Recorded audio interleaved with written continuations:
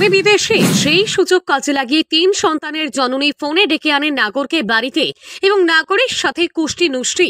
এইভাবে বেশ কয়েক বছর চলতে থাকে সম্পর্ক। অবশেষে নাগরের সাথে পালিয়ে ব্যাঙ্গালোরে পাড়ি দেয় নাগরী। ৩ বছর পর ফের সন্তানদের দেখার নাম করে পুরানো স্বামীর বাড়িতে হাজির হয় নাগরী। ফের আশ্রয়ের দাবি। এতে স্বামী রাজি না হলে স্বামীকে অশ্লীল ভাষায় গালিগালাজ, পরে ধস্তাধস্তি স্বামীর সাথে। এরপর শ্রী কুমারঘাট থানায় অভিযোগ স্বামীর বিরুদ্ধে। স্বামীও পাল্টা অভিযোগ দায়ের করেন। ঘটনার বিবরণে প্রকাশ কুমারঘাট শিবতলির বাসিন্দা মানিক দেবনাথের সাথে 2005 সালে হিন্দুর রীতিনীতি অনুসারে বিবাহ হয় বর্ষা দেবনাথের। শান্তিপূর্ণভাবেই চলছিল সংসার। 2টি কন্যা সন্তান ও একটি ছেলে জন্ম নেয়। জীবিকার তাগিদে স্বামী মানিক দেবনাথ বিদেশে চলে যান।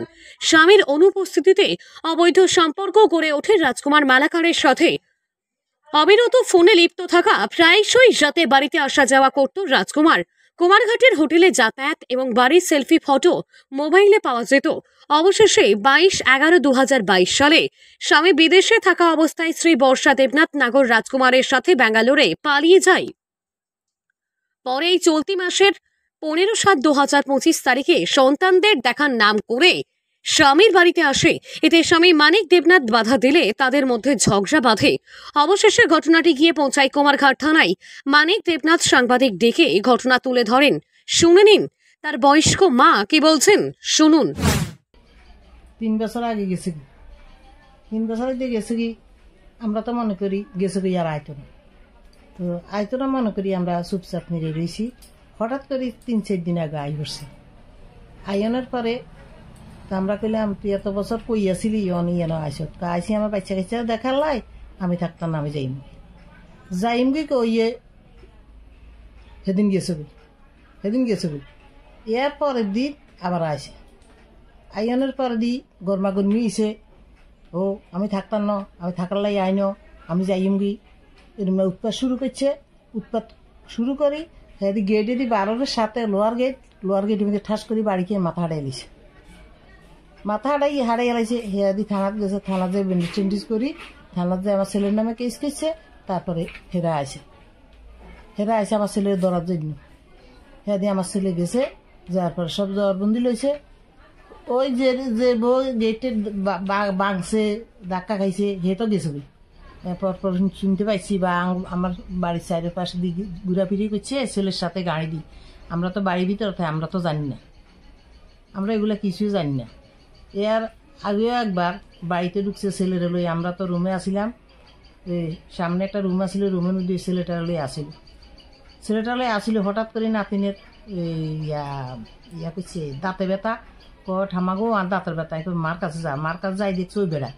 আমার নায়নাত করে কইল কি মা এই কে কেন তোরা জাগি আনতো। আমি নায়নাত করলে ঘুমাই দিছি।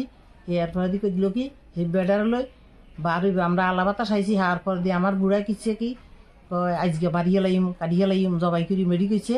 আর বউ কিচ্ছে একটা ডেগার আতো দিছে, তোমার যে আঘাত করে তুমি তার আঘাত করে দিবা। হেয়া দিয়ে আমার পিছনে দিয়ে জ্বালানা দিয়ে টক্কা দিয়ে গেছে। একটা ডেগাটা চাকুকা বড় এটা পিছনে পড়ে দিছে। হেয়া গেছে সেদিনে বরুলে বাড়ি গেছে।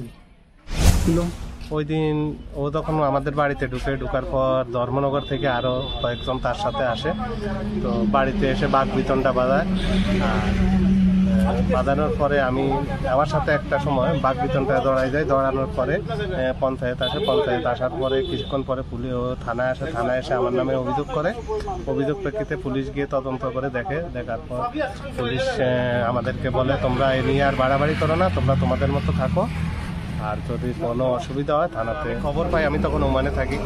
খবর পাই আমি তখন বাড়িতে আসি। আসার পরে থানাতে একটা আমি মিসিং ডায়েরি করি। তারপরে থানা থেকে পুলিশ তদন্ত করে দেখলো এবং আশেপাশের আমার এলাকার লোকজনও দেখছে রাজকুমার নামে একটা ছেলের সাথে সে পালাই গেছে। তখন আমি ব্যাঙ্গালোর গেলাম। ব্যাঙ্গালোর যাই তারে ওখানে পাওয়ার পরে ওইখানে আমরা একটা মিসিং ডায়েরি হয়। মিসিং ডায়েরি হওয়ার পর আমি বর্ষা তখন স্বীকার গেল যে আমি রাজকুমাররে নিয়ে আছি, আমি খুব সুখে আছি, তুমি থাকো, আমি আছি, আমি কোনোদিন তোমার কোনো ডিস্টার্ব করতেছি না। তারপরে আমি বাড়িতে আসার পরে এখন 3 বছর পরে এখন আবার আজ থেকে 1 সপ্তাহ আগে বর্ষা দেবনাথ বাড়িতে আসে। অনেক কথাবার্তা বলে এবং হামলা করার চেষ্টা করে। তখন তাই নিয়ে থানায় অনেক হামলা হয়। কেন হামলা করবে? হামলা করে আমাকে আমার ছেলেমেয়ের দেখতে আসছে, তখন আমি বললাম তুমি 3 বছর পর ছেলেমেয়ের দেখার মনে হয়েছে, এর আগে তুমি কোথায় ছিলে?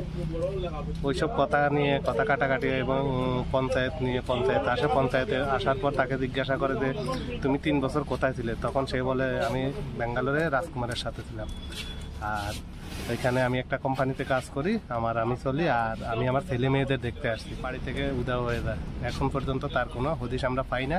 কিন্তু আশেপাশের লোকজন অনেকেই দেখছে, তবে উনি রাজকুমারের সাথে গাড়িতে করে যায় এবং ওই 2 দিনও রাজকুমারের সাথে ফোনে অনেক কথাবার্তা বলছে। এটা আমার আশেপাশের অনেক লোকেই দেখছে। এখন আপনি কি চাইছেন? এখন আমি চাইছি, কারণ বর্ষা দেবনাথ যেহেতু রাজকুমারকে বিয়ে করতে বা যা কিছু করতে, বর্ষা দেবনাথ রাজকুমারের সাথে সুখে আছে, ভালো আছে, তো আমিও চাই যে ও সুখে থাকুক, অসুবিধা নেই, কিন্তু আমার তো একটা সঠিক সমাধান লাগে। তো যদি আমি এখানে এখন থাকি, পরবর্তীতে 2 বছর বা 3 বছর পরে এসে আবার যদি কোনো এরকম ঝামেলা যাতে না হয়, তার জন্য আমি থানার দ্বারস্থ হই এবং থানাতে আমি একটা কাগজ লিখিত দিই। তোর আগে আমার যেদিন আসলে এই দিন কি ছিল, সমস্যা কি ছিল? ওই দিন তারা বাড়িতে হামলা করার জন্য তারা 4-5 জন দল বেঁধে একসাথে আমার বাড়িতে আসে। তো আমার সাথে বাকবিতণ্ডা বাঁধার পর তারা এসে থানায় অভিযোগ করে। পুলিশ কি গেছিল তখন? হ্যাঁ, পুলিশ গেছিল। পুলিশ গিয়ে তদন্ত করে দেখলো, দেখার পরে তখন এটা সমাধান